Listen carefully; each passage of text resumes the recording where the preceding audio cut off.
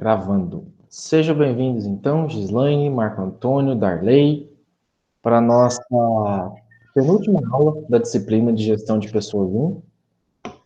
Na aula de hoje, a gente vai falar sobre os programas de incentivo, né, aos colaboradores.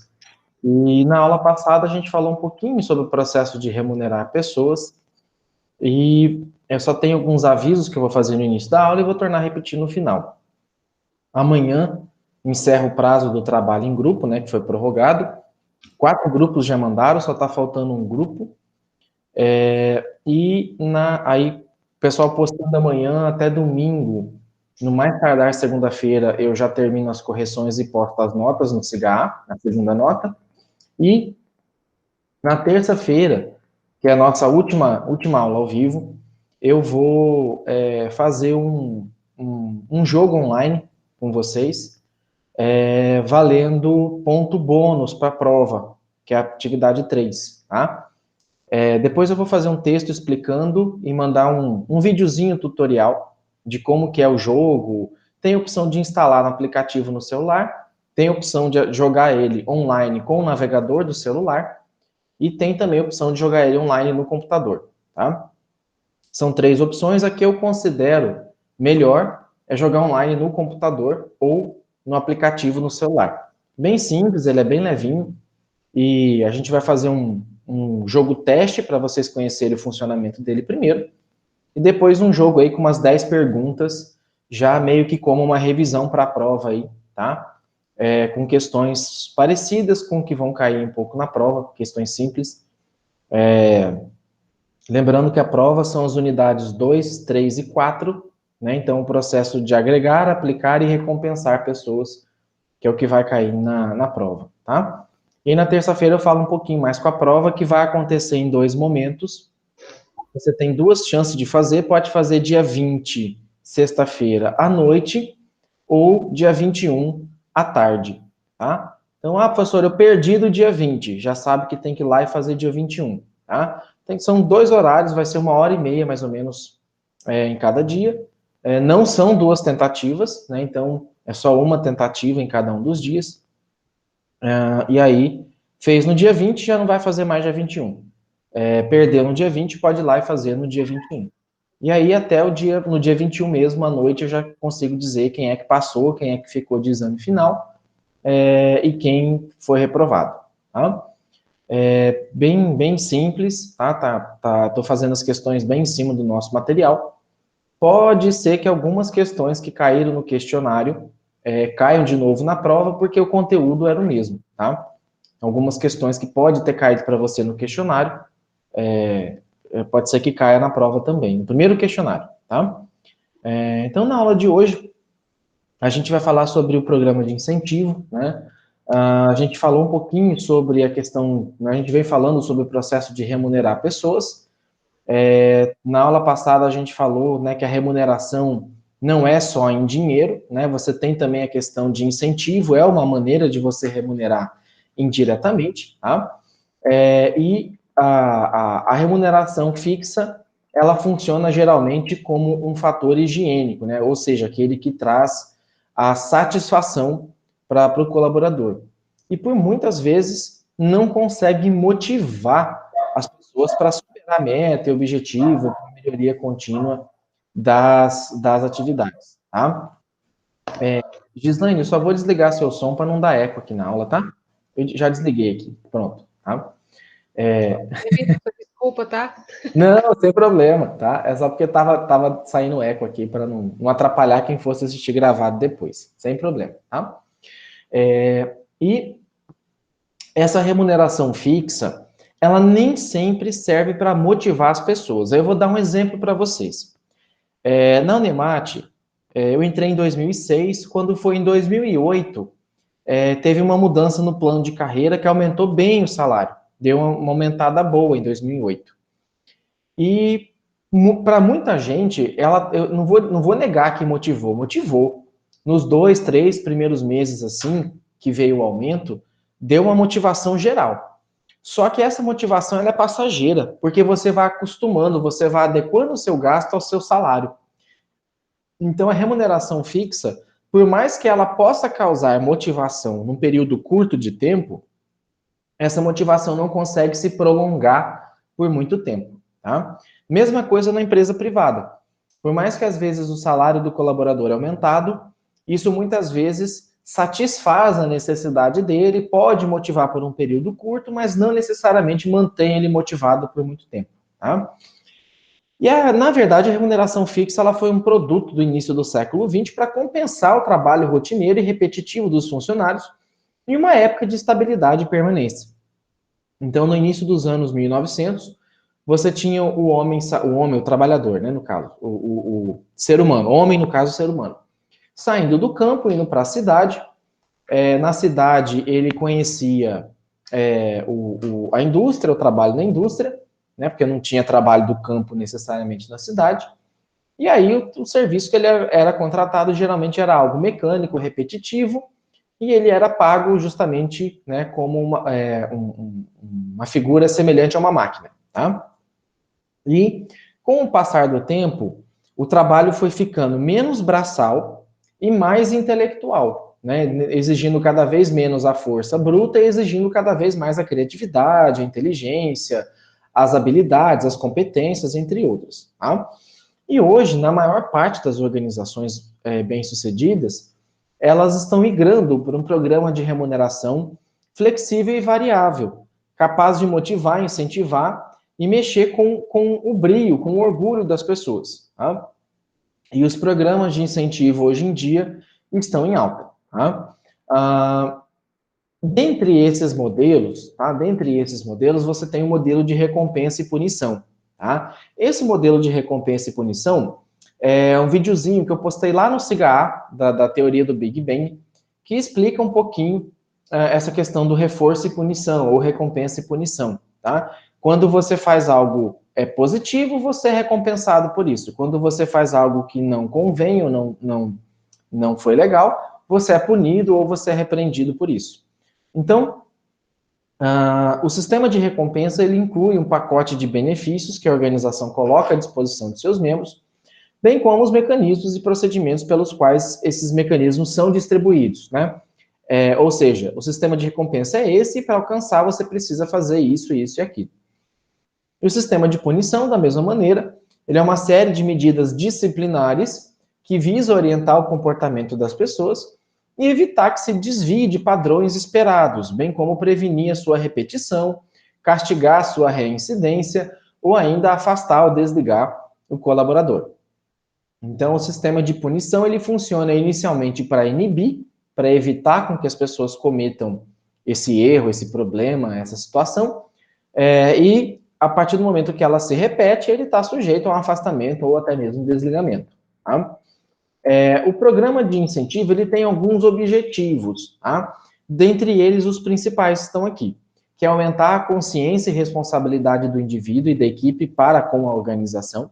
Né? Então, o indivíduo ele é recompensado por agir de maneira proativa, ou seja, ele detecta um problema, ele se autocorrige, ele se automonitora e ajuda a monitorar os outros colegas, fazendo com que ele tenha consciência. Poxa, se eu deixar essa luz acesa, a empresa vai pagar mais.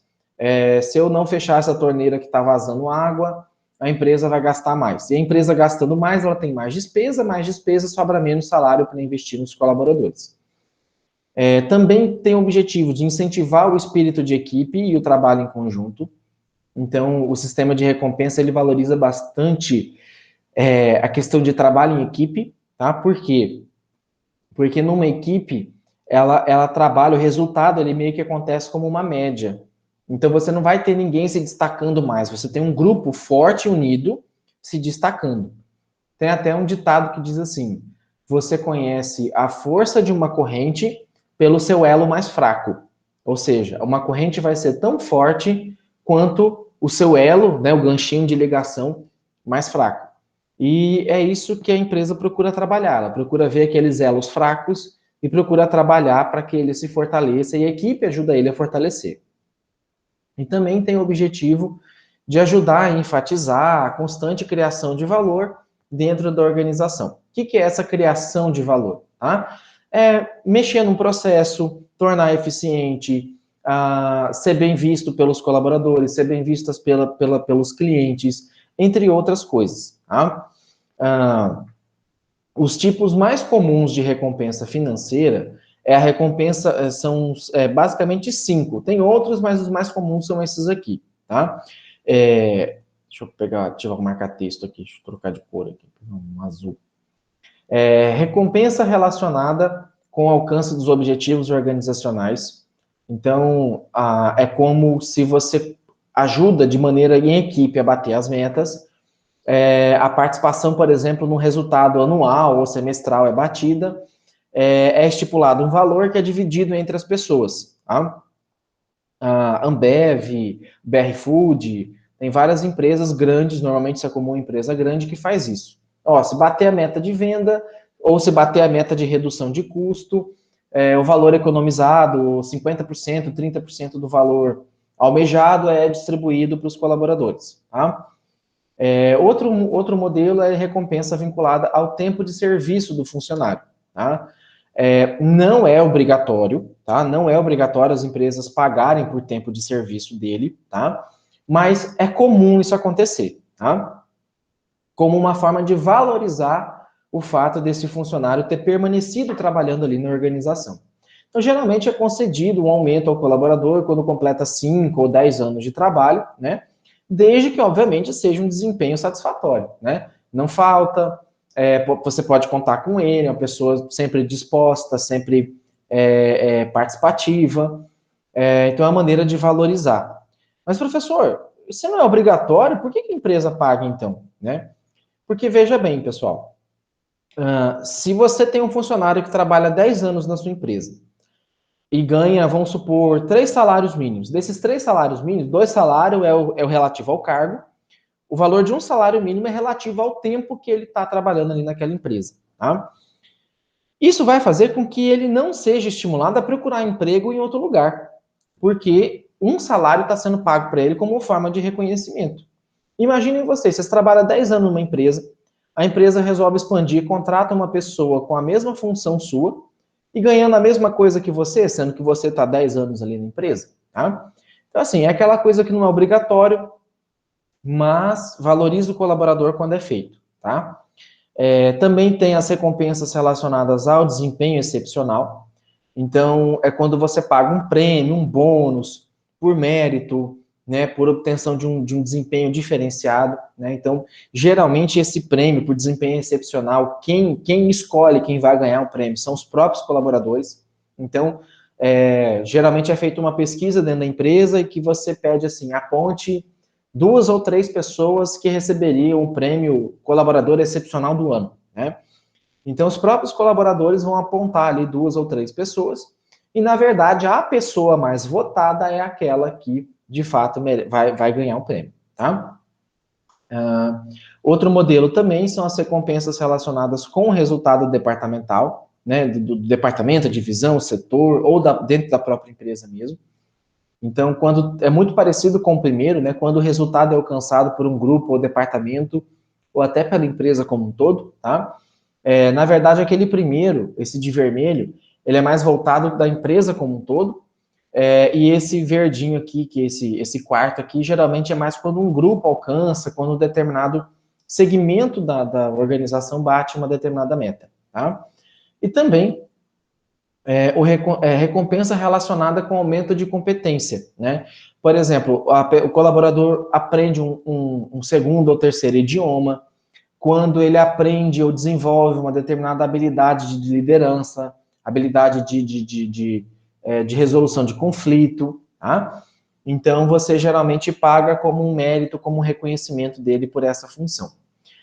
Percebam que o sistema de recompensa não terá apenas a remuneração fixa como fator principal, mas também um outro tipo de remuneração que não sirva apenas como mero fator higiênico. Lembrando que o fator higiênico é aquele relacionado à satisfação, tá? E esse fator higiênico, geralmente, ele é um fator não incentivador e também não é um fator que te motiva a aceitar novos riscos e novas responsabilidades, tá? Lembrando que a satisfação ou os fatores higiênicos também tem uma outra característica. Quando ele é sanado, ou seja, quando ele é atendido, você não necessariamente gera motivação. Na verdade, você evita a insatisfação. O exemplo, o fato de você receber o seu salário não vai necessariamente te motivar, tá? Você vai receber o salário e você vai ficar satisfeito. O fato de você não receber o seu salário não vai te motivar, não vai te desmotivar, mas ele vai te deixar insatisfeito, tá? Então, quando você tem um fator higiênico alcançado, tá, você tem a satisfação. Quando você não tem o fator higiênico alcançado, você tem a insatisfação. Por isso que ele não se relaciona com motivação ou desmotivação, que é algo de longo prazo, é algo que não é de um dia para o outro, de uma hora para outra, tá? E é necessário que a empresa possua um sistema que inclua, isso é o ideal, isso é uma recomendação, tá? Que ela inclua uma remuneração variável, né? E essa tendência de remuneração variável, ela vem demonstrando que as organizações podem remunerar as pessoas pelos resultados alcançados ou pelas competências oferecidas, onde o colaborador ganha mais se a organização ganhar mais, ganha menos se a organização ganhar menos. Então, percebam que esse programa de incentivo está atrelado aos objetivos da gestão de pessoas, que é conciliar os interesses individuais com os interesses organizacionais. De novo, a gente amarra nessa frase aqui, tá? Então, para a organização, é bom que o colaborador aprenda novas competências, que ele tenha novas ideias, ainda que às vezes seja uma ideia absurda de momento, mas daqui a algum tempo essa ideia pode ser algo absolutamente normal, tá? Tem uma empresa aqui de Cáceres, que trabalha com venda de automóveis e motocicletas, que ela tem um projeto, um programa de leitura dos colaboradores. Então, se o colaborador lê 2 livros por mês, 1 ou 2 livros, eu não lembro agora, mas acho que são 2, e ele fizer uma resenha, um resumo desse livro, e entregar lá no RH no final do mês, esse colaborador vai ganhar um bônus no salário dele. Perceba que se ele não fizer isso, ele não perde, não tem um salário descontado. Mas se ele fizer, ele tem um bônus, tem um extra. Mas, professor, por que a empresa faz isso? Para que ele leia um livro, para que ele abra a mente dele, para que ele conheça uma nova experiência, tá? E não estou falando só de livro da área da administração ou contabilidade, não estou falando de livro técnico. Estou falando muitas vezes de livros que têm a ver com histórias, livros que têm a ver com romance, pode ser livros de ficção, né, entre outras coisas, porque muitas vezes esses livros, eles passam uma mensagem, eles passam uma competência, eles passam determinadas situações, problemas que às vezes podem ser resolvidos dentro do contexto organizacional, né? Se eu citar aqui, por exemplo, Orgulho e Preconceito, da Jane Austen, ela vai falar de liderança, vai falar de relacionamento interpessoal, vai falar de casta, de hierarquia, né? Vai falar de algumas coisas que podem ser associadas dentro da organização, tá? Então, a remuneração variável, ela é a parcela da remuneração total, né? Ou seja, você tem uma parte fixa, que é acreditada periodicamente, tá? E pode ser também trimestral, semestral, anual, a favor do colaborador. Em geral, ela é de um caráter um pouco mais seletivo, né? Ou seja, não são todos necessariamente que ganham essa remuneração variável, e depende também de resultado estabelecido pela empresa. E ela tem, essa remuneração variável, ela tem um conjunto de ações prós e contras, né? Então, em resumo, os pontos prós ou a favores, né? É porque eles vão ajustar a remuneração às diferenças individuais. Então, se tem alguém que é um pouco mais lento, que não é tão bem desenvolvido, ele vai ganhar menos. Se tem alguém que é mais desenvolvido, vai ganhar mais, né? Ele funciona, de certa maneira, como uma motivação intrínseca, uma motivação subjetiva, porque vai forçar a pessoa a fazer, né, a colaborar mais, né? Vai premiar o bom desempenho e incentivar o desempenho excepcional e permite a autoavaliação de cada pessoa, pois funciona como retroação, lembrando que retroação é feedback, né? A pessoa vai se autoavaliar para ver por que ela não conseguiu alcançar, por que não foi atingido aquele objetivo. Mas ela também tem alguns pontos contra, como, por exemplo, ela exige uma certa desadministração salarial. O que é isso, professor? Né? você meio que perde um pouco o controle do gasto de pessoal, tá? A não ser que você projete o gasto como se todo mundo fosse alcançar todas as metas e para você trabalhar com teto, tá? Mas você trabalha um pouco com uma remuneração, às vezes, que é muito variável, e daí isso pode afetar o seu centro de custo, e afetando o centro de custo, vai afetar preço de venda, vai afetar lucro, vai afetar outras coisas, tá? Ele quebra também um pouco a questão da isonomia do ganho na organização. Então, dependendo, ele tem, ao mesmo tempo que ele visa premiar aquelas pessoas que trabalham mais, ele pode ter um efeito colateral e desestimular aquela pessoa que tem algumas limitações, tá? A querer se esforçar e trabalhar mais. Vou citar um exemplo acadêmico, mas fica fácil de vocês assimilarem depois com o exemplo do dia a dia. Na faculdade particular que eu dei aula antes, ela tinha um prêmio que era o prêmio aluno destaque, o prêmio destaque do aluno, um negócio assim. Então, todo semestre, na verdade, assim, no semestre seguinte, por exemplo, a gente está hoje no PLSE, por exemplo, 2020/4. Lá no PLSE 2020/5, ela vai premiar o aluno destaque do PLSE 2020/4, tá?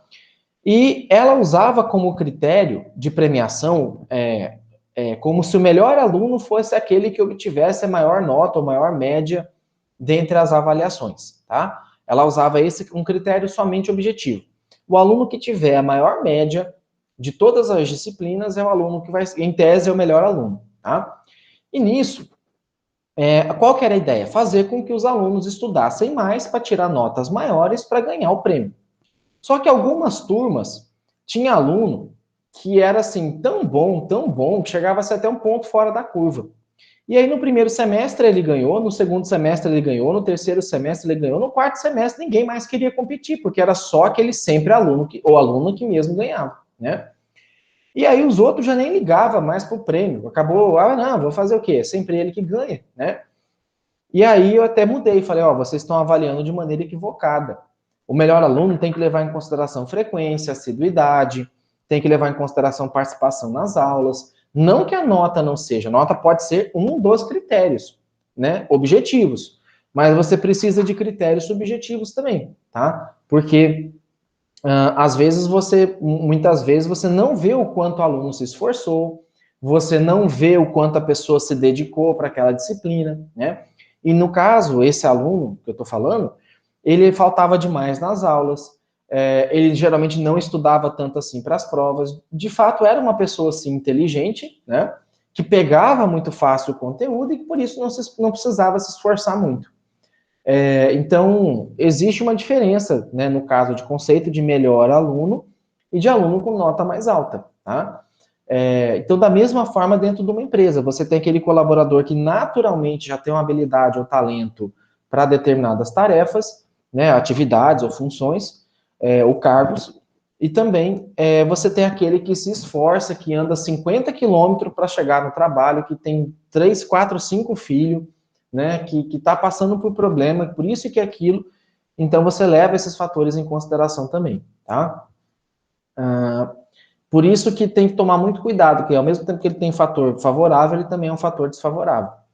É contrário também, um ponto da remuneração favorável, contrário à remuneração variável, é que ela acaba reduzindo o controle, né, centralizado dos salários. Então, como eu falei, como pode ser muito variável, às vezes ele pode deslocar o centro de custo, e também pode provocar queixa de pessoas não beneficiadas, e também pressões sindicais, no sentido de, poxa, só fulano que ganha, é só ciclano que ganha. Ou senão o sindicato pode pressionar assim, olha, você está forçando o trabalhador aqui, isso é exploração, tá? Você está explorando ele indiretamente, entre outras coisas, tá?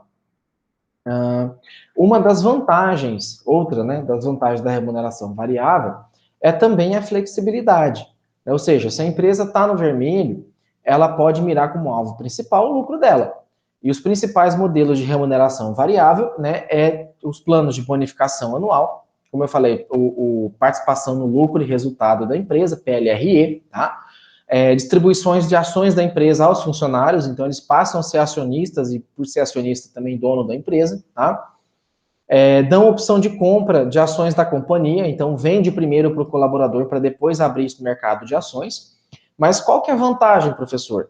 Geralmente, quando você abre uma ação para o mercado de ações, o que a gente chama de IPO, que é a oferta inicial de ações, geralmente ela sai com preço mais alto quando ela é negociada inicialmente na Bolsa de Valores. Então, os colaboradores recebem algumas ações e elas automaticamente se valorizam logo no início de oferta dessas ações. Tá? Também na participação no resultado alcançado, que é muito parecido com o plano de bonificação anual. A diferença é que o plano de bonificação anual ele é vinculado à meta, tá? Metas estabelecidas, e a participação no resultado alcançado é exclusivamente em cima do lucro almejado, do lucro auferido, tá? Do lucro que a empresa obteve, independente de ter alcançado meta ou não. Às vezes não alcançou a meta aqui, mas teve lucro, e daí ela distribui esse lucro para os colaboradores, tá? Remuneração por competência, que a gente já falou, e também distribuição de lucro ao funcionário, que também tem a ver com esse modelo aqui, tá? Aí, detalhando, né, um pouquinho mais cada um. A bonificação anual, ela é um tipo de remuneração variável, né, e é o mais encontrado no mercado. É um valor monetário que é oferecido ao final de cada ano a certos colaboradores em função da sua contribuição, desempenho da empresa. Nos Estados Unidos, isso é muito, muito, muito, muito comum. Apesar de ser um bônus, isso aqui tem quase que valor de regra, como fator motivador para os colaboradores, tá? E o desempenho é medido por critérios como lucratividade, aumento da participação da empresa no mercado, melhora da produtividade, entre outros. Aí vou citar um exemplo para vocês também. A Marajá, ela disputa espaço com a Ambev, né, que tem o refrigerante Pepsi, Soda, Suquita, deixa eu lembrar qual outra aqui que fugiu o nome aqui da Pepsi. Soda, Suquita, Pepsi, Pepsi Twist e Guaraná Antártica, né? São os refrigerantes da Ambev. Guaranabaré, entre outros. E a Marajá também tem Marajá Guaraná, Marajá Cola, Marajá Laranja, né? E tem a Coca-Cola, que tem a Fanta, a Coca, a Sprite, entre outras. Então, e tem outras, as empresas de refrigerante menor, né? Tipo Tubaína, 5 Estrela, Tubaína, que acho que agora é da Marajá, entre outras marcas. Então, essas empresas, elas analisam o balanço e as vendas de uma com as outras, e elas definem um negócio chamado benchmarking, que é o posicionamento delas dentro do mercado. Então, por exemplo, a líder de vendas é a Coca-Cola, em primeiro lugar no estado, né, por razões um pouco óbvias, e em segundo lugar disputa a Ambev e a Marajá. A Ambev, ela tem uma participação maior dentro da capital, mas no interior, quem consegue atender o interior é a Marajá. Então, a Marajá, ainda que ela fique um pouco atrás da Ambev, ela não está tão atrás assim da Ambev, tá?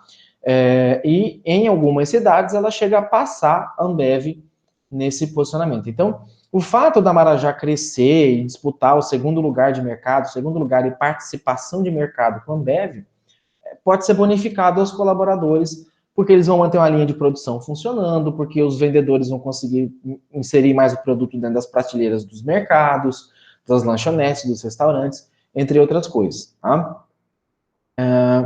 E dentro ainda da bonificação anual, tem dois tipos de plano. Tá? O plano tradicional, que é você tem metas bem definidas, então você tem metas orçadas e definidas com teto, ou seja, com máximo, e com piso, com mínimo. Tá? O baixo desempenho não é penalizado e o desempenho excelente não é recompensado, tá? Porque fica dentro dele. E o plano de bônus flexível, EVA, que vem numa sigla em inglês chamada Economic Value Added, tá?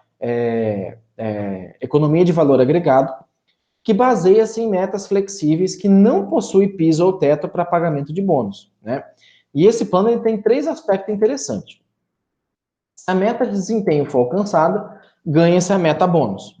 Se o executivo não alcança a meta, ele fica meio que com um saldo devedor, tá? E se ele ultrapassa a meta, ele ganha a meta e fica com um saldo credor, que pode ser utilizado no mês que ele não for tão bem, no mês que ele ficar devedor, tá? Aqui tem um exemplo, tá? do plano tradicional de bônus e do plano de bônus EVA, tá? Então, no primeiro, que é o plano tradicional, eu tenho uma performance, né? Então, aqui a meta é alcançar aqui, tá? Deixa eu trocar a cor aqui e botar um vermelho. Então, eu tenho a minha meta aqui, tá? Se eu alcanço, tá? Eu tenho, ok, tá? Eu tenho uma ótima performance que não é recompensada, eu apenas bati a meta. Tudo que vier acima disso é bom para a empresa e para mim não vai fazer diferença. E também, só que se eu não alcançar essa meta, eu também não vou ser punido por isso, tá? Apenas vai ficar constado que eu não alcancei a meta. O plano de bônus EVA, ele é diferente, tá? Eu tenho uma meta que alcanço e a partir do momento que eu alcanço eu recebo um bônus, tá? O que eu exceder acima disso, o que eu tiver além disso, isso gera um cadastro positivo, um banco positivo de bônus, e o que eu não conseguir disso vai para o meu banco negativo de bônus. Então, se a meta era vender 100, vende 80, eu tenho menos 20 aqui, tá? Se a meta era vender 100 e eu vendi 120, eu tenho um saldo de mais 20 aqui, tá? E isso vai compensando e ao final do ano eu posso apurar e ver se meu saldo foi positivo ou negativo, tá? Eu não entendi aquele outro primeiro ali que você falou. O primeiro? O primeiro, De ponto, eu não entendi, porque se você vender 80, beleza, não alcançou a meta. Você alcançou a meta, vendeu 100. Não teve bônus. Você alcançou a meta de 120, não teve bônus também. Não entendi qual. É que assim, você tem meta, mas você se alcança a meta, você ganha o prêmio, mas assim, bateu a meta, você vai ficar registrado que você teve uma ótima performance, mas não necessariamente isso vai ser remunerado, tá? Você simplesmente cumpriu a meta. Isso vai para um histórico seu, para uma análise sua. Existem empresas que colocam metas de venda, por exemplo, mas não necessariamente punem o colaborador por alcançar ou não alcançar essas metas. Simplesmente elas têm isso como um valor de referência para gerar meio que uma competição entre eles. Somente isso, tá? Não necessariamente vai remunerar esse colaborador, tá? No segundo plano, tá? Ela pode, né, remunerar ele, mas não, assim, ela remunera e pode jogar um excedente para o banco, ou ela pode também não remunerar e aproveitar aquilo do banco. Ou se ele tiver um saldo positivo muito alto no banco de bônus, por exemplo, ela compensa e ainda assim paga o bônus para ele, tá? Porque o que importa que, na verdade, ao longo do ano, ele sempre manter um saldo positivo no banco de bônus positivo, certo? Marco, entendeu? Ficou meio vago ainda. Não peguei qual o motivo, porque assim, geralmente você trabalha lá, eu alcancei a meta. Beleza, a meta é a meta, né? Uhum. É a obrigação do funcionário alcançar a meta, porque ele está ali para isso. Uhum. Mas se você alcançou, deu 120%, 20% a mais da meta, você não tem um bônus, não tem uma performance, você teve só um elogio, pode ser, então, seria isso? Isso, tá? Ela pode pagar, no plano tradicional, ela pode, por exemplo, pagar, converter isso num dinheiro, por exemplo, tá? A questão é que, assim, esse modelo tradicional de bônus, ele não força o colaborador a vender mais quando ele bate a meta. Ele alcançou a meta, muitas vezes ele vai parar por aí. E ele pensa assim, eu já alcancei a meta mesmo, para que eu vou vender a mais, né? Para que eu vou me esforçar, né? Ele pensa assim, eu já bati a meta esse mês, eu não vou ficar enfiando mercadoria no mercado, no meu cliente, por exemplo, porque senão mês que eu não vou ganhar nada mais por isso, e aí mês que vem eu vou lá oferecer mercadoria para ele, e ele não vai querer comprar porque eu entupi ele de mercadoria esse mês, tá? Então é mais ou menos essa questão. Eu posso remunerar sim, mas a questão deixa eu até me corrigir, que talvez eu tenha dito e tenha me expressado errado aqui, tá? No plano tradicional de bônus, quando ele alcança o 100%, ele pode sim receber uma remuneração. A questão ele não é incentivado a aumentar ou melhorar a performance dele. Qualquer coisa que ele fizer acima de 100% da meta não vai ser válida ou não vai ser reconhecida, tá? Por exemplo, lembra que eu comentei com vocês de uma consultoria que eu fiz numa empresa aqui de Cáceres uma vez. Essa empresa, quando o funcionário ficava 3 meses sem bater meta, ele era mandado embora. 3 meses seguidos que ele não batia meta, ele era mandado embora, independente de quanto tempo esse cara trabalha na empresa, independente dele ter extrapolado em 100%, 200%, 300% em meses ou anos anteriores à meta dele, tá? Então, esse plano, que é o modelo tradicional de bônus, ele não valoriza o excedente da meta, ele não valoriza uma excelente performance, não faz com que o colaborador meio que fique, como é que eu posso colocar, acomodado. Ele bate a meta, bateu a meta, ele se acomoda, tá? Já no outro modelo, que é o plano de bônus EVA, obviamente ele vai ser forçado a alcançar a meta, mas ele continua sendo incentivado a superar a meta, porque ele não sabe mês que vem como é que vai ser, o ano que vem como é que vai ser. Então, ele sempre vai sendo forçado ao máximo, ele vai sempre sendo cobrado ao máximo para superar a meta, porque ele sabe que esse excedente dele da meta vai para um banco de dados, uma base, um saldo, né, um banco de bônus, vamos chamar assim, e ele pode compensar isso num outro mês que ele não for tão bem. Tá? Basicamente é essa a diferença. Ficou melhor agora? Ficou melhor. Beleza. Professor, então, assim, professor, só falando aí, então, no caso, quando as pessoas ganham comissão nesse plano tradicional de bônus aí, igual o senhor falou, independentemente se ele é um funcionário antigo ou não da empresa, ele cumpriu com esse 100% de meta aí, passou 2, 3 meses, igual como algumas empresas trabalham assim, ele não tipo, eu acho que às vezes acaba até desmotivando ele, no meu ponto de vista. Sim. Porque ele fala assim, nossa, quase todo mês, vamos dizer, um mês, no primeiro mês lá, eu falando, fulano suou, ralou a camisa para vender, né, para vender os produtos da empresa. Aí no outro lá, o mês não foi tão bom, aí ele já joga um balde de água fria nele, isso que acaba desmotivando no terceiro mês ele lutar e correr para vender, eu acho. Isso. Né? E por isso, pode finalizar. Porque eu falo assim, às vezes a pessoa corre tanto, né? Igual, por exemplo, meu marido, por exemplo, ele trabalha com vendas. Ele trabalha na loja de autopeça. Eu vejo que tem dia que até na hora do almoço ela tá aquela venda, os clientes no WhatsApp, e ele tá almoçando e tá falando, né? E liga para outro lá fechar uma venda, entregar um produto, sair de lá da loja, levar numa mecânica. E às vezes tem meses que, igual ele fala, né? Tem meses que não é tão bom assim. Tem vezes que é menor a recompensa e a venda. Mas lá até que eles não têm esse problema assim. Lógico que eles têm que correr atrás de meta. Eles cobram sempre. Essas empresas eles sempre cobram meta o tempo todo, mas se a gente for analisar também, tem certo esquisito também que a empresa às vezes adquire no ambiente de trabalho, que às vezes dificulta a venda deles. Acaba dificultando, porque igual a loja que ele trabalha mesmo, ela tinha outros donos. E agora ela faz parte de um outro grupo, né? E teve bastante mudança que às vezes influenciou em venda, principalmente num lugar que é igual em Juara, digamos assim. Porque geralmente eu vejo como alguma empresa vai abrir, por exemplo, uma empresa lá em Cáceres, não é o mesmo jeito que ela vai trabalhar aqui em Juara, que ela vai trabalhar em Juína. Exato. Porque é como se diz, né? O estudo de mercado. Geralmente, quando uma empresa vai abrir em outro lugar, ela estuda como que funciona Juara, ela vai lá em Juína ver como é que funciona o mercado lá, e às vezes a forma que os clientes aqui já são, vamos dizer, acostumados, ela mudou muita coisa, assim, que às vezes acaba perdendo venda pelas coisas pelas mudanças que a loja teve. Exato. Questão de limite, de compra, como é que chama aquele outro? Forma de pagamento na nota. Comprovante de remuneração para ele ter um certo limite. Às vezes ele compra 2 pneus na loja, não vai poder comprar o terceiro mais. Nesse sentido, por causa do limite e tal. Atrapalha, né? Exato. Assim, é por isso que a gente chama esse primeiro modelo de plano tradicional, porque esse é o modelo mais adotado, digamos assim, nas organizações, entendeu?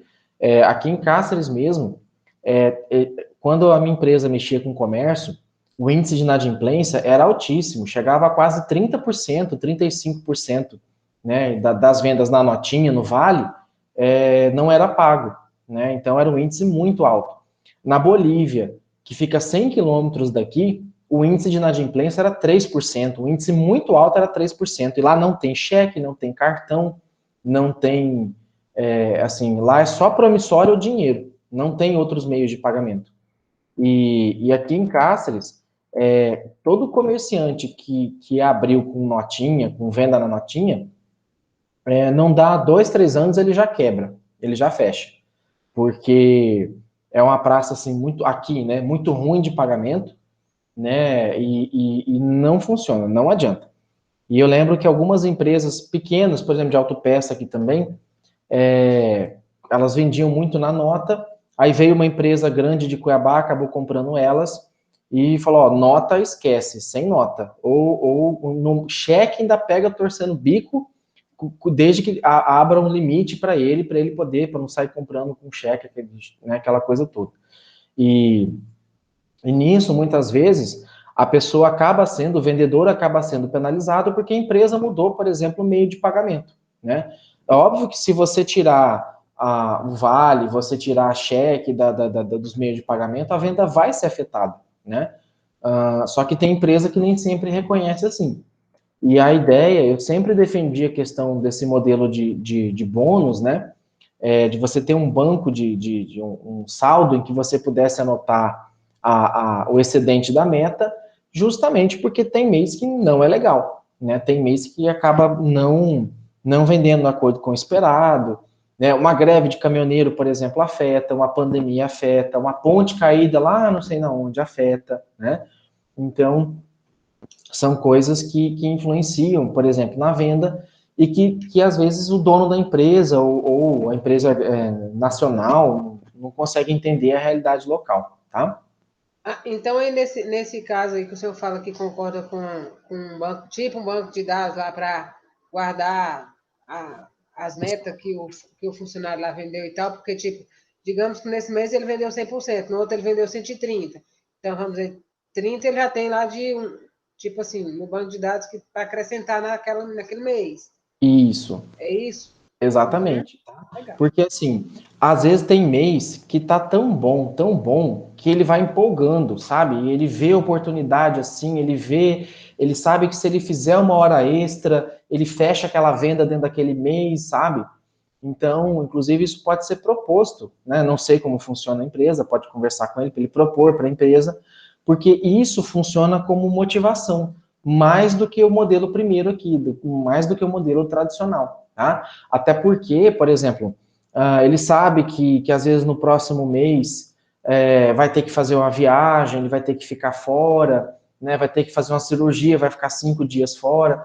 Então ele já meio que vai fazendo essa poupança, digamos assim, para um mês, né? Que vier ter algum tipo de problema, tá? E nisso sempre a empresa vai sair ganhando, porque, por exemplo, se é um mês que ele já alcançou 100%, às vezes ele está no modelo tradicional, ele não vai falar assim, vou me esforçar mais. Para que ele vai se esforçar mais? Para saturar o mercado, né? Para saturar o cliente dele? Então ele acaba ficando meio desestimulado, né? E o outro não. No outro modelo, ele vai sempre ser motivado a vender, continuar vendendo, porque ele sabe que aquele excedente, aquele saldo pode ser aproveitado num outro momento, tá? Avançando aqui um pouquinho mais, tá? A questão da distribuição das ações, né? Então, as empresas podem optar por distribuir de forma gratuita as ações para determinados funcionários, né? Como forma de compensação, tá? É uma outra maneira de se fazer remuneração flexível. E o dinheiro do bônus ele é substituído por papéis da companhia, que pode ser convertido em dinheiro, né, posteriormente. Então, eu já vi várias situações em que o dono da empresa ele chamou o determinado funcionário, colaborador, para fazer parte daquela empresa, porque ele enxergou naquele colaborador a mesma alma, a mesma vontade de fazer a empresa crescer que ele sempre teve. Então, ele tornando aquela pessoa sócia, ainda que dona de 0,0001% da empresa, isso dá um certo grau de importância. Nossa, eu sou dono da empresa agora também, né? Hoje eu estou com 0,5% dessa empresa, amanhã eu posso estar com 50%, tá? E também dá a opção de compra, né? Ele pode distribuir a ação, como ele também pode dar prioridade na compra de ação da companhia, né? Então, ela vende as ações num preço menor aos colaboradores, tá? No primeiro, ela dá, então, o valor que tiver é o valor que ele recebe. Nesse segundo modelo aqui, ela vende-se o preço das ações, por exemplo, deixa eu pegar hoje aqui da Petrobras, tá? Acho que 23, deixa eu confirmar aqui quanto que tá. 23,18 as ações ordinárias, tá? Então, está custando R$ 23,18. Aí, para quem é colaborador, por exemplo, da Petrobras, pode, como forma de incentivo, por ele ter trabalhado, para valorizar ele pode comprar por R$ 20, por R$ 15, né? E se ele quiser vender amanhã, ele vai vender por R$ 23 e vai fazer um dinheiro. Ou ele pode optar por segurar essas ações e esperar valorizar um pouco mais, tá? A participação nos resultados alcançados, né? Então, é outro modelo de remuneração flexível relacionado com o desempenho do colaborador, tá? A participação no resultado significa um percentual ou fatia do valor que cada pessoa participa nos resultados da empresa, né? Ou da unidade que ele ajudou a alcançar a meta, tá? E tem um erro que é muito comum relacionado à participação no resultado alcançado, tá? Que é pôr em prática esse programa sem uma prévia campanha de divulgação, participação e compromisso. Então, a partir do momento que a empresa adota esse modelo de participação no resultado, ela tem que divulgar. Porque se ela não divulgar, aqueles poucos que conhecerem, os poucos que tiverem acesso à informação, vão conseguir receber o resultado, no caso, o dinheiro, e os outros vão ficar bravos porque não ficou sabendo. Tá? Então, por isso que tem que ser bem divulgado. Tá? Ele tem um requisito que é ser bem divulgado. E a remuneração por competência, que é uma forma relacionada com o grau de informação, o nível de capacidade de cada pessoa. Ele vai premiar determinadas habilidades técnicas ou comportamentais do funcionário, educação, linguagem, idioma, comportamento, atendimento ao cliente, né, satisfação desse atendimento ao cliente. E aí, nesse modelo, o foco passa a ser mais a pessoa, né, que está ali, e não mais o cargo que ela ocupa. Então, dando um exemplo dessa remuneração por competência. Acho que eu já comentei disso na outra aula. Aqui em Cáceres tem uma loja de material de construção, que tem um vendedor, na verdade ela tem 10, 12 vendedores, né, que atendem os clientes. Mas tem um vendedor, um vendedor específico, que ele é tão querido e tão procurado que às vezes as pessoas fazem fila, elas fazem questão de esperar meia hora, 40 minutos, para ser atendida por esse vendedor, né? Então, é um tipo de vendedor que poderia ser remunerado por competência, porque ele é diferencial em relação aos outros. Então, desse vendedor compensa, em parte, comprar as férias dele, desse vendedor compensa tornar ele um pouco mais líder, ativo, e compensa remunerar mais ele por isso, porque as pessoas o procuram, tá? Na remuneração por competência, os funcionários que ocupam o mesmo cargo podem receber salários diferentes conforme a competência de cada um, que é esse mesmo exemplo que eu dei. Vamos supor que os vendedores recebem 2 salários mínimo fixo, mais 2% em cima da venda. Então, ele pode receber o salário fixo, mais os 2% em cima da venda, mais uma remuneração por competência, em razão do atendimento diferenciado dele com relação aos clientes. E o objetivo é remunerar de maneira personalizada a cada funcionário, de acordo com a competência pessoal, tá? Então, é uma maneira, assim, um pouco disfarçada, uma maneira indireta de você recompensar pela contribuição, né, pelo merecimento, digamos assim, pela meritocracia do que cada um faz para que a empresa, a organização alcance o seu resultado. Só tomando cuidado, às vezes, não premiar a pessoa errada, né, não usar 1 ou 2 critérios só de premiação, então tem um conjunto de critérios para reconhecer a competência, e não balizar em cima somente de uma competência, né? Utilizar um conjunto de competências. Então, e aí, por fim, a distribuição dos lucros aos colaboradores, que a participação no lucro é um sistema pelo qual a organização distribui, né, anualmente, e a intenção é estimular a partir da negociação em convenção coletiva, ou acordo coletivo junto com o sindicato, né? Então, por exemplo, quando você tem a meta não alcançada, você não tem participação no lucro, portanto, não há distribuição de participação no lucro. Quando você tem meta alcançada, E com lucro você distribui a participação dos lucros e dos resultados, né? Não adianta alcançar a meta e não ter lucro. Mas pode acontecer isso, professor? Claro que pode. Você pode bater a meta de venda, mas uma despesa com energia, uma despesa com desperdício, digamos assim, foi tão grande que acabou gerando prejuízo ainda que a meta foi batida, tá? E lembre-se que tem prêmios que premiam a meta, né? Esse premia o lucro, tá? E aí tem algumas dicas de como desenhar um plano de incentivo, né? Então, um plano de incentivo, ele é válido, ele é interessante quando as unidades podem ser medidas, né? Então, se é meta de venda, se é assiduidade, que tem relação com o horário, se é, por exemplo, um índice de satisfação com o consumidor acima de, uma avaliação positiva acima de 80%, 90%, tá? Então, como assim, professor? Você bota 3 botãozinhos, verde, amarelo e vermelho, para o cliente ir lá e avaliar o atendimento. Verde é satisfeito, amarelo é indiferente, vermelho é insatisfeito. Então, depois de toda a venda, todo atendimento, o cliente vai lá e avalia, e de cada 10 clientes, ele tem que ter 8 ou 9 que avalia no verdinho ali, tá? Então, você tem que ter uma medida, tem que ter um critério fácil de ser mensurado, tá? Também tem que ficar muito claro a relação entre esforço despendido e resultado alcançado, ou seja, que você vai incentivar aquele valor, aquele esforço que de fato retornou com algum resultado para a organização, tá? Nossa, eu corri 30 quilômetros hoje, me esforcei para correr 30 quilômetros. Ora, o que esses 30 quilômetros, parabéns, você correu 30 quilômetros, mas o que esses 30 quilômetros contribuiu para a organização, né? Para a imagem, para o resultado da organização, tá? Então, não adianta querer inventar esforço que não haja retorno, tá?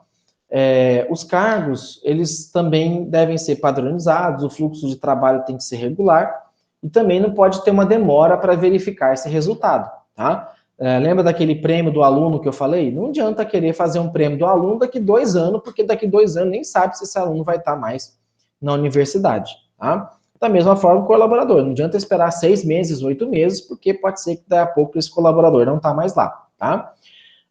A qualidade é menos importante que a quantidade, né? Ou quando qualidade é importante, ela é facilmente medida e controlada, então também é um outro interesse, é um outro requisito, né? Então, geralmente, a qualidade, ela demanda mais tempo, demanda mais cuidado, então, geralmente, o plano de incentivo, ele acaba valorizando a quantidade do que a qualidade.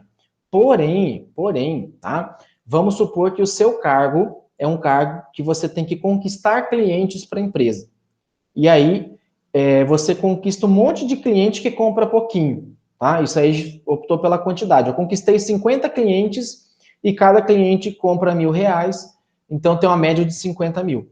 Só que aí, se eu trabalhar a questão da qualidade, tá?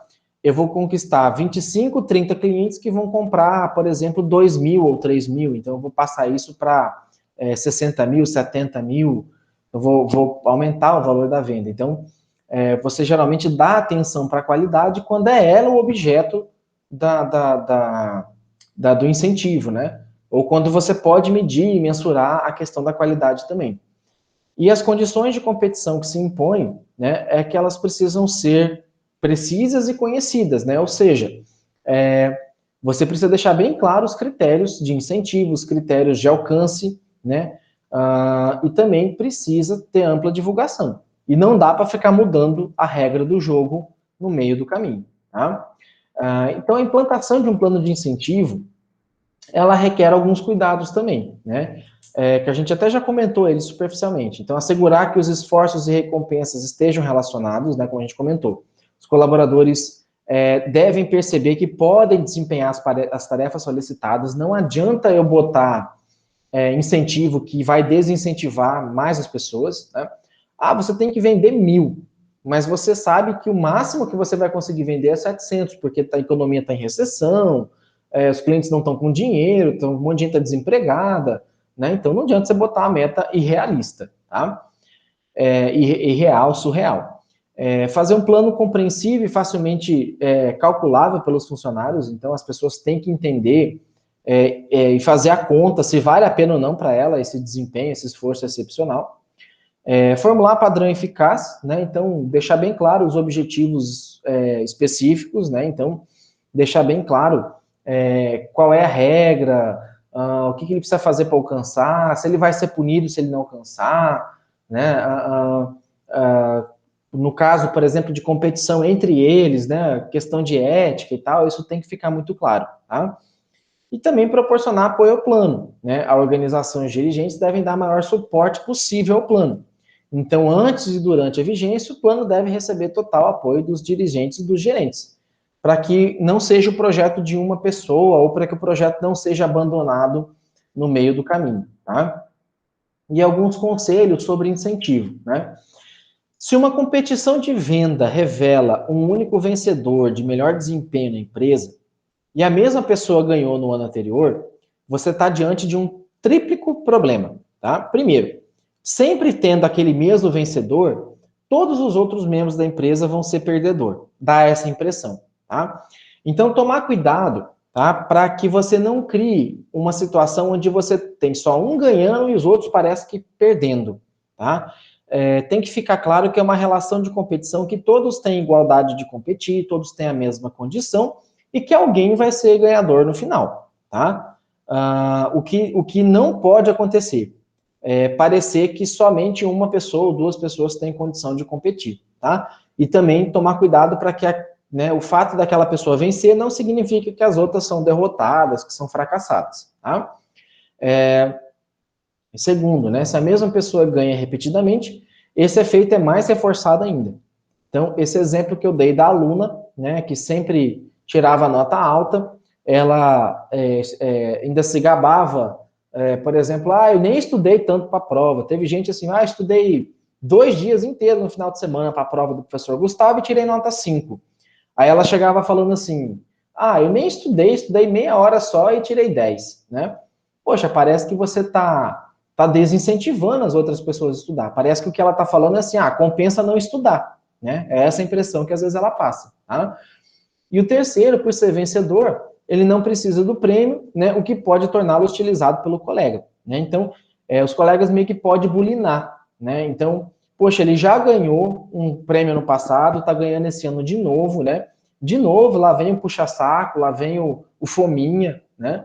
Então, da mesma forma, né, quando a gente jogava, né, futebol, que você sempre tinha aquele fominha, né, que sempre pegava a bola, não tocava para ninguém, ele era hostilizado pelos outros jogadores, numa empresa, às vezes, você também tem aquele que sempre quer ganhar, sempre quer passar na frente dos outros, e isso acaba gerando problema entre os colaboradores, tá? E aí, nessas condições, o resultado não é compensador. Aí, nesse caso, os incentivos não valem a pena, porque você vai estar criando conflito, você vai estar criando guerra, e não é esse o objetivo, tá? Vai acabar desperdiçando dinheiro com recompensa que não recompensa, e o efeito sobre o aumento líquido total das vendas é muito mínimo, porque como ele cria confusão com as outras pessoas, isso desestimula e faz com que os outros não se esforcem também, tá? Então, eu lembro que, acho que eu comentei nas primeiras aulas com vocês, que eu era um pouco contra algumas premiações de funcionário destaque, de melhor funcionário do mês, tá? Simplesmente por conta de alguns critérios que se eram utilizados, tá? E não dá, muitas vezes, para você comparar notas, por exemplo, da pessoa que faz café, da pessoa que limpa, da pessoa que trabalha no caixa, da pessoa que trabalha com a venda, da pessoa que faz a entrega, porque são tarefas ou papéis diferentes, não dá para dizer que houve um melhor ou um pior, né? Uma coisa é você comparar dentro da mesma categoria, vendedores com vendedores, né? Atendedores com atendedores, né? Motoristas com motoristas, tá? E isso é fácil de comparar e talvez premiar o melhor. Agora, entre categorias, entre trabalhos diferentes, aí fica muito difícil, tá? Embora os concursos de venda, por exemplo, seja usado a tempo, né? Ou seja, premiar o melhor vendedor, é necessário repensar os incentivos de venda a partir de alguns aspectos, né? Toda competição que premia apenas um ou poucos ganhadores é um mau negócio para a empresa e acaba desmotivando o contingente de perdedores. Então, ele pode negligenciar seus esforços quando percebe nenhuma possibilidade de ganhar, né? Muitas vezes é um jogo de carta marcada. Então, nessa empresa que eu citei, que tem esse vendedor que chega a ter fila para ser atendido, não dá para ela fazer um incentivo sobre venda, porque os outros vendedores vão se sentir desestimulados, porque uma pessoa que espera meia hora para ser atendida, obviamente ela vai gastar mais, né? E obviamente esse vendedor vai acabar batendo muito mais as metas de venda, tá?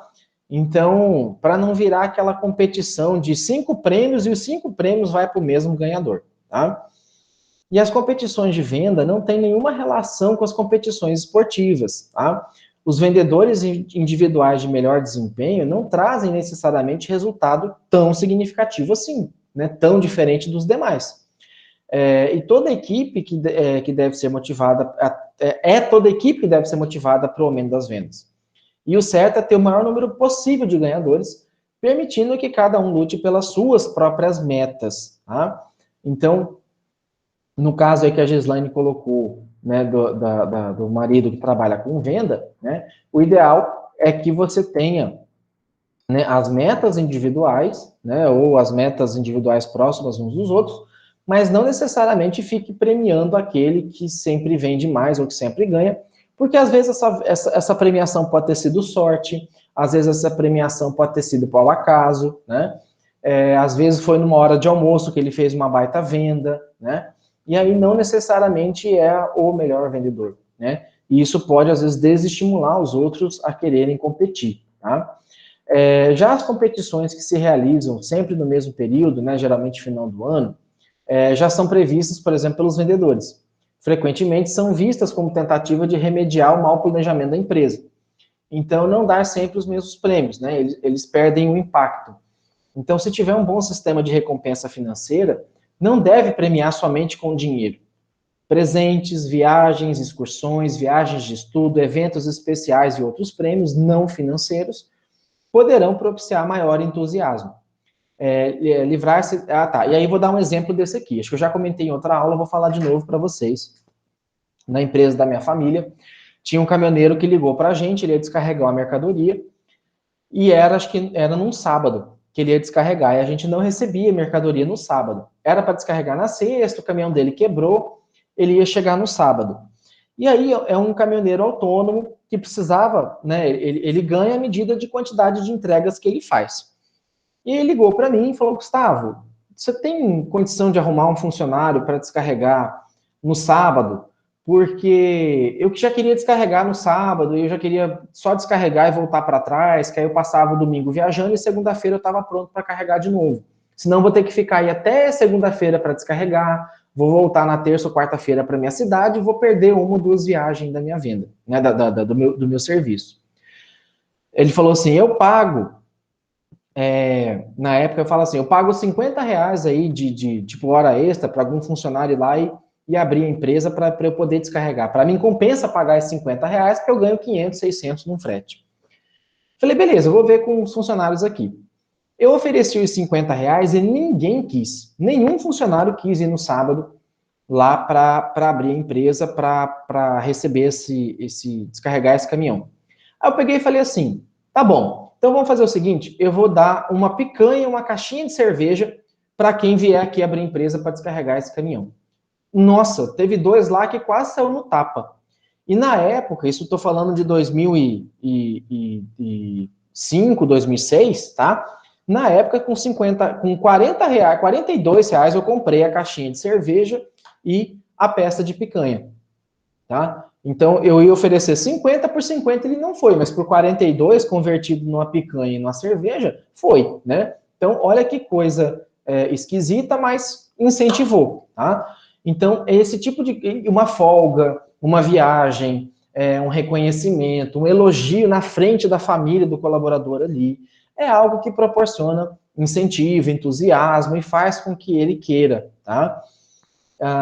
E quase chegando no final aqui, né, livrar-se da falácia de que as competições de venda servem para recompensar o desempenho geral e procurar afirmar o conceito de que elas servem para recompensar aumentos no resultado da empresa. Então, assim, eles sabem que ainda que o resultado individual colabora para o resultado global, ou seja, o resultado da empresa, né, mas jogar real, né? Olha, a gente precisa que você venda porque a empresa precisa que seja mais vendido, né? Que tenha assim mais venda. Não que você vai somente vai fazer uma competição ali para premiar o melhor ou coisa parecida. Não, deixar bem claro que a empresa precisa que você venda para que o retorno para ela seja garantido, tá? E aí, finalizando, tá? Deve-se pensar um pouco antes de organizar a próxima competição de venda, né? E conseguir criar um entusiasmo desde o início, né? Durante a realização e também no término. As empresas estão apostando em práticas de remuneração que as tornam imbatíveis para conquistar talentos e um mercado caracterizado por um verdadeiro apagão de talento. Então, mais do que nunca, criatividade, mais do que nunca, um jeito diferente de vender, um jeito diferente de anunciar, mais do que nunca isso está sendo valorizado pelas organizações. E o salário base, ele está cada vez mais cedendo espaço para a remuneração variável, baseada em objetivo e resultado alcançado, estendida para o longo prazo. Ou seja, o salário base está ficando mais vinculado à remuneração variável, porque está ficando cada vez mais vinculado ao objetivo alcançado. Tá? Porque quando você opta pelo pagamento de um salário fixo, se a pessoa fizer ou não fizer, aquele salário vai estar ali. E o fato dela não fazer de maneiras sucessivas por muito tempo vai gerar problema para ela e para a organização. Tá? Então, com isso, eu termino a parte 2 de 3, né, da unidade. Na próxima aula a gente vai falar sobre os benefícios e serviços sociais, que é o nosso último assunto, tá? Daí eu vou interromper aqui a gravação, só vou reafirmar, né, a questão dos avisos, né, que a gente tem atividade 2 que vence amanhã, que é o trabalho em grupo, só falta um grupo postar, na verdade. E na próxima aula, na terça-feira, que a gente vai falar dos benefícios sociais, eu vou fazer um jogo com vocês, um game ao vivo, tá? E os 3 primeiros colocados nesse jogo, nessa pontuação, vão receber um ponto bônus na prova, tá? Então a prova vai valer de 0 a 10, se tirar 9, 8, 7 ou 6, vai ter um ponto a mais somado na prova. Caso vocês queiram conhecer o jogo, tá? Deixa eu só pegar o link do YouTube aqui para passar aqui para vocês. Deixa eu ver se eu acho aqui um videozinho. Deixa eu pegar aqui. Acho que esse aqui dá, tá? Ele é um quiz interativo, ele chama Kahoot, tá? Vou até jogar aqui no link aqui do chat, depois eu mando no grupo certinho, tá? O nome do jogo é K-A-H-O-O-T, tá? Kahoot, esse é o nome dele, estou colocando aqui no chat. Depois, se vocês quiserem pesquisar um pouquinho mais na internet, eu gero um game pin, tá? Para vocês acessarem, como se fosse uma senha para entrar no jogo. E aí a gente vai fazer isso ao vivo, tá? A gente vai fazer isso durante a aula. Eu vou terminar o conteúdo, vou parar a gravação, tá? E aí a gente vai fazer o jogo. Então eu preciso do maior número de alunos participando, porque, né, aqueles 3 primeiros que conseguirem a pontuação mais alta vão ganhar um ponto bônus na prova, tá? É bem simples, é bem intuitivo para usar. Ele só precisa de uma boa internet, tá? E preferencialmente o computador. Se não tiver o computador, pode ser o celular. A questão do celular é que ele pode cair. E no celular fica um pouco difícil de você olhar a tela que eu vou projetar as perguntas, que é essa tela da mesma aula, do slide que eu projeto, e depois mudar a janela para ir lá para o jogo para responder, tá? Se quiser acessar com 2 celulares é melhor, porque aí um fica de olho na tela com as perguntas e o outro fica para responder as perguntas, tá? Então, deixa eu parar aqui a gravação. E aí, um último recado aqui antes de eu interromper. A gente vai fazer a prova, que seria a atividade 3 em 2 momentos, dia 20 à noite, lembrando que dia 20 é feriado estadual da consciência negra, tá? Mas eu vou dar a opção de fazer dia 20 à noite, ou dia 21 à tarde, tá?